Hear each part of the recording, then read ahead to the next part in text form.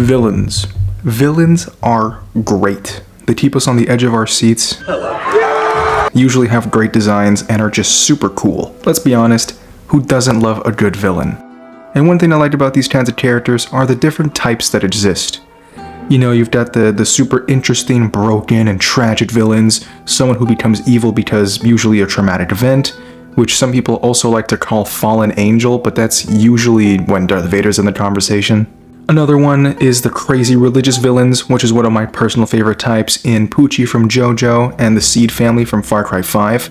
And there's many more types, but one type that I think most, if not all of us, can agree on and appreciate is just the straight up pure evil villains.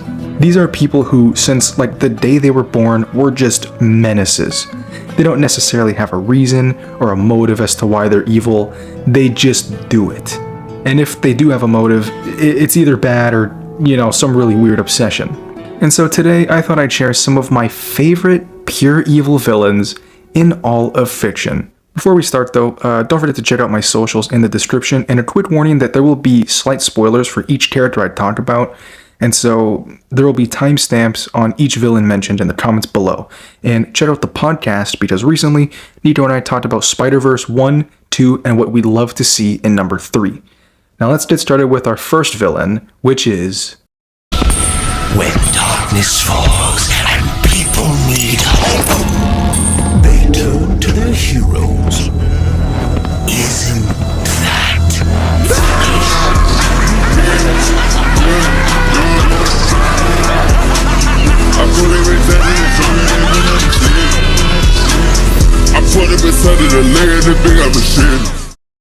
Oh boy, where do I even begin? I love all of the villains on this list, but the Batman Who Laughs is just... he's something else. We all love Batman, and most of us love his moral code, no killing. Now, what if Batman grabbed his moral code and just threw it out the window? Not like Flashpoint Batman, not like Ben Affleck's Batman, who just, you know, they kind of shoot people and, you know, slam giant botches into people's heads and become a little more brutal than your regular Batman, but nah. The Batman Who Laughs takes it on a crazy level. The Batman Who Laughs is a Batman from an alternate universe which was a part of the Dark Multiverse. He was forced to watch Gotham fall apart by the Joker, and was forced to watch literal lines and lines and lines of families just die, the exact same way Bruce Wayne's parents died. And something like that would just mess a guy up. Imagine having to relive your most traumatic event by watching other people die like that. So when the Batman breaks free of Joker's like ropes or chains, he starts choking the Joker and just snaps his spine. Just breaks him in half, completely obliterate him. But the Joker had a final trick, his Joker toxin. This stuff basically just infects you and turns you into a mini Joker. After a while, it completely took over Batman. He eliminated the entire Bat family, shot them all, massacred the Justice League in the most brutal ways. Like, look at Plastic Man. Oh my god. What did they do to Plastic Man? And then he forced Superman to use black kryptonite and eliminate his own wife and son. And that's not even the worst thing he's done. He ended up getting a team, an entire team of evil bat people, summoned this ancient bat demon guy called Barbados or something, and eventually just became this insanely powerful god thing called the Darkest Knight, which is such a cool name. The Batman Who Laughs is literally Batman without the moral code and the Joker's thought process. It is Bruce Wayne, all of his intelligence, his IQ, his battle experience, everything Batman has done with the mind of Joker. You put these two minds together, and not only do you get a really sick costume, but you also get one of the most menacing, evil, and terrifying villains in all of comic books. And I'm saying that no over-exaggeration. The Batman Who Laughs is actually insane, and though I haven't finished his whole Dark Knight's comic thing, I know he comes back and turns into the Darkest Knight, which is even more scary and creepy. But from what I've read alone in the original Dark Knight's Metal event,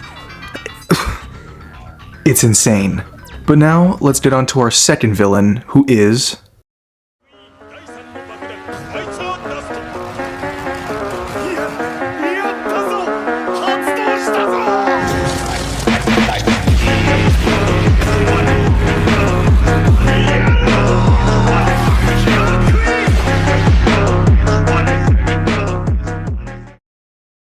This man is just wow. I mean, he's not even my favorite villain in JoJo's Bizarre Adventure, but wow. Yoshikage Kira is literally just a guy. He doesn't want to take over the world, he doesn't want power, fame, none of that. He just wants to live a quiet and peaceful life. Dude is just really weird and introverted, but with a massive twist. He's a serial killer. Kira is a super organized guy. He has his routine and it almost never changes unless there's a problem that needs to be taken care of. And the reason he keeps this peaceful life is not only because he just likes it, but to secretly do what he loves and wants to do with his life, which is just murder. His need to kill becomes so strong that he physically can't control himself. He feels the urge to do these actions to people for no real reason. His first victim, Raimi, probably being the most gross kill of Kira that I can remember. And it gets weirder, because as a child, he found the Mona Lisa, and something awakened in Kira. Oh, okay, I can't think of any serious way to say this. This character has a hand fetish. It aroused something in me. It gave me a rock-hard cut. He cut out the hands from a picture of the Mona Lisa and kept it in his room, which eventually developed into him killing women who have quote-unquote perfect hands, like the Mona Lisa, severing their hands and keeping them. And his ability, Killer Queen, just makes him that much cooler of a villain. Killer Queen is a stand ability that creates bombs with just a touch. He can turn anyone or anything into a bomb and detonate it whenever he pleases, turning whatever he wants into nothing but dust, leaving absolutely zero trace. He also has this other sub-stand called Sheer Heart Attack. God, sorry to sidetrack, but I love the music references in JoJo so much. Sheer Heart Attack is an unbreakable and remote/automatic ability. It's this little skull tank that can sense heat signatures, and when it senses a target, the hottest thing in an area, it just blows up. It is so awesome. It chases you and then just blows up when it sees you, the hottest heat signature. And then later on, when accidentally being pierced by the stand arrow, which either kills you or grants you strength, Kira got a really sick upgrade known as Bites the Dust. Wow. Bites the Dust is like a mini Killer Queen that can be planted into someone, like his normal powers, except that if the person who has Bites the Dust planted in them is asked or questioned about Kira's real identity, it will instantly activate Bites the Dust, making the mini Killer Queen go inside the questioner's body and blow them up, with so much power that it rewinds the user back in time, an hour before the incident. Basically making a time loop where the same thing happens over and over and over. Like, pardon? The person who has Bites the Dust planted in them also can't be hurt, which is interesting. Not even Kira can hit the person he infected, if that's the right word, but there are some downsides and loopholes to bypass it. Like, Kira has no idea how many times the victim has gone through time reset things. He can't use normal Killer Queen while Bites the Dust is activated. He can't use it on other stand users, and if Kira himself admits and says his identity and it's heard by someone else, the bomb will not be triggered because it came from Kira himself. And don't get me started on his design. Oh my god. Kira is a confident and psychotic man who hides his true self by wearing the mask of a charismatic and normal guy who eventually gets caught, even after completely changing and stealing someone's identity because of his uncontrollable and insanely powerful urges to kill. And he ends up getting killed by the one thing he loves most: hands. Man, I love JoJo so much. And I love Kira. He's a crazy David Bowie and Ted Bundy inspired villain. But now, onto our final villain. This guy has gotten much more popular in recent times, but I don't talk about him often. Our final villain of today's video is... I hate you. I've always hated you. I'm going to kill you, and I'm going to make it hurt. It's going to get so much worse. I'm going to get out, and I'm going to find you, and I'll give you a real reason to cry.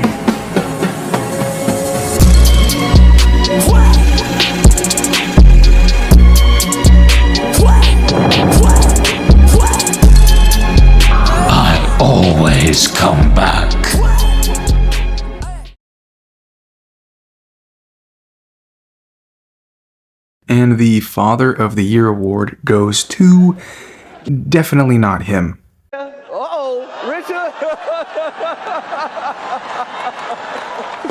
Oh, wow! William Afton is probably one of the smartest and at the same time stupidest villains I've seen. I can't really put into words just how much I love this guy, so I'm gonna try and just explain as much lore as possible. Now, I don't have like a PhD in the lore of Five Nights at Freddy's, but I've followed these games and their stories for years now and did a lot of research for this portion of the video. Now, if I do make a mistake or get the events or the timelines mixed up, please forgive me and don't scream at me in the comments because this lore is already so confusing enough. So can you blame me if I make a mistake? Come on. But basically, William Afton is a guy whose dream was to entertain. And after making a business, having rivalries, and all that stuff, he eventually ended up teaming up with his rival, Henry Emily. Henry was a really good scientist, and so he's basically the main reason the animatronics became a thing in this universe. This team up between William and Henry made their business explode with success, but William Afton was always kinda upset with Henry because of their past rivalry. He was always kinda secretly resenting Henry for stealing his ideas and basically making it better. After getting deep into his work, William began to neglect his family though, which did not make his sons very happy, especially his eldest, Michael. Michael would start to torment and mess with his younger brother, the crying child, I couldn't find an actual name for this kid, constantly. But one day he took it way too far. As a prank to make his little brother freak out, Michael and his friends walked up to the newly made spring-locked animatronic in the pizza place, holding his little brother, setting him into the mouth of the animatronic. Everything was fun and fine because it was just a little prank, right? Until the springs of the animatronic were triggered, the mouth shut, and the kid's head was crushed. This inevitably messed up the entire Afton family. William Afton's wife just spiraling into depression, Michael Afton was beginning to see things, and of course, the true beginning of William Afton as a villain. One late night after leaving the bar, William Afton drove to the restaurant completely wasted, and he saw Henry's daughter, Charlie, outside of the restaurant. And so William just took the life of Henry's daughter, just like how Henry's invention took the life of his son. After shutting down their current pizzeria, which was different than Freddy Fazbear's Pizzeria, which was also open at the same time, I think, William started Afton Robotics.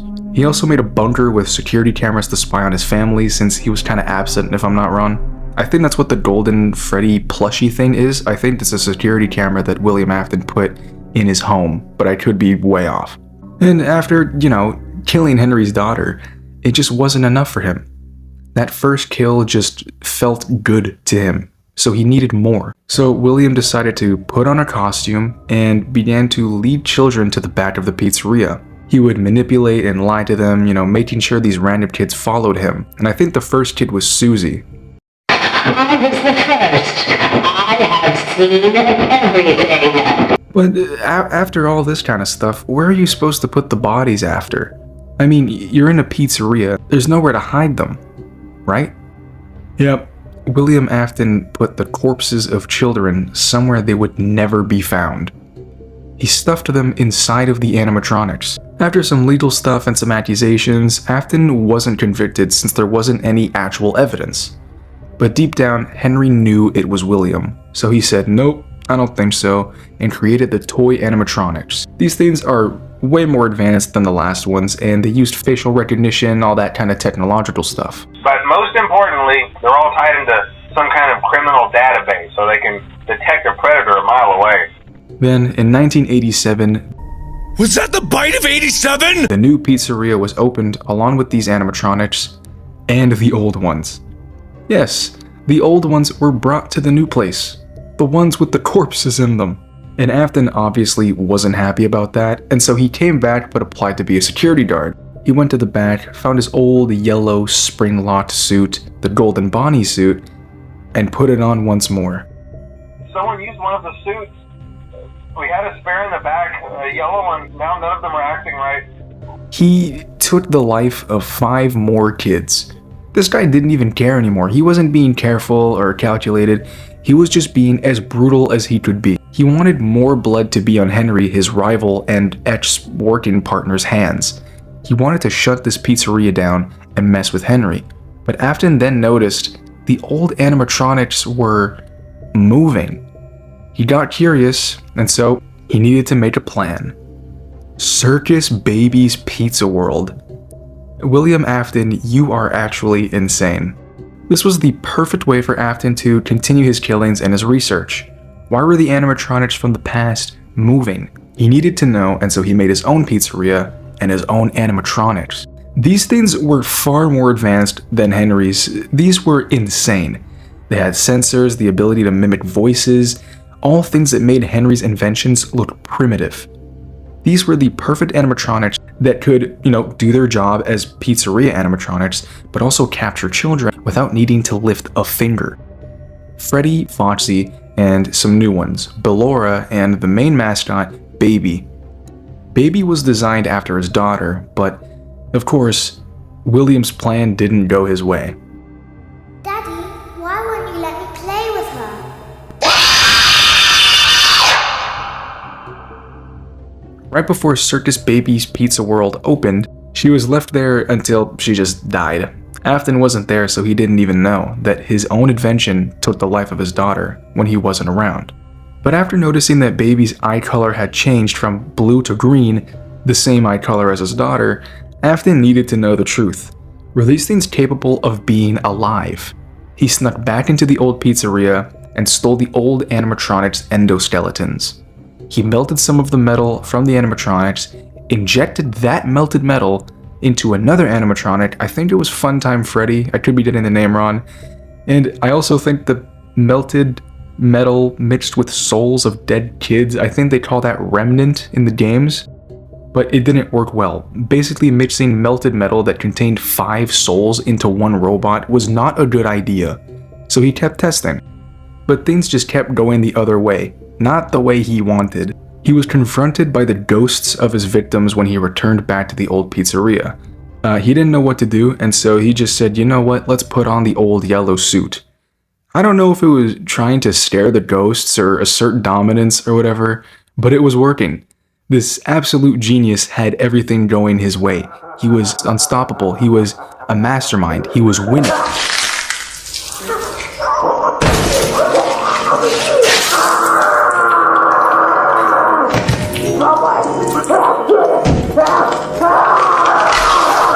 Yeah, that didn't work. The springs inside of his suit locked, crushing and trapping his body inside of it. The springs and the pins were all pushing into his skin, just breaking him, and so all he could do was fall in a pool of his own blood. He was completely trapped inside of this suit. Now, apparently the lore here gets confusing, but from what I know, Henry was called to check out this incident, and when he saw William's body inside the suit just collapsed, he dipped and left Afton's body in that suit for like 30 years. And I think like 3 games later, after some crazy lore stuff, like Michael turning into whatever this weird body thing is, once he slowly began to figure out the secrets of William Afton, Henry came back with a plan to bring all the animatronics into one building to completely eradicate them, including William. All the animatronics were shut inside of this building, the doors were closed, and the fire started. You have all been called here, into a labyrinth of sounds and smells, misdirection, and misfortune. A labyrinth with no exit, a maze with no prize. You don't even realize that you are trapped. Your lust for blood has driven you in endless circles, chasing the cries of children in some unseen chamber, always seeming so near, yet somehow out of reach. But you will never find them. None of you will. This is where your story ends. And to you, my brave volunteer, who somehow found this job listing not intended for you. Although there was a way out planned for you, I have a feeling that's not what you want. I have a feeling that you are right where you want to be. I am remaining as well. I am nearby. This place will not be remembered, and the memory of everything that started this can finally begin to fade away, as the agony of every tragedy should. And to you monsters trapped in the corridors, be still and give up your spirits. They don't belong to you. For most of you, I believe there is peace, and perhaps more, waiting for you after the smoke clears. Although for one of you, the darkest pit of hell has opened to swallow you whole, so don't keep the devil waiting, friend. My daughter, if you can hear me, I knew you would return as well. It's in your nature to protect the innocent. I'm sorry that on that day, the day you were shut out and left to die, no one was there to lift you up into their arms, the way you lifted others into yours. And then, what became of you? I should have known you wouldn't be content to disappear. Not my daughter. I couldn't save you then, so let me save you now. It's time to rest, for you, and for those you have carried in your arms. This ends, for all of us, in communication. The man who started off pretty normal, the man whose grief over his children slowly twisted and turned into something much more sinister, the man who eventually went down a path of petty revenge, bloodlust, and other things like immortality in some of the books, and I think he also tried bringing one of his kids back, but now it was all finally over. William Afton's reign of terror could finally end. Except it didn't, because he goes to hell or something, and then there's the new games and stuff, which I just don't know anything about.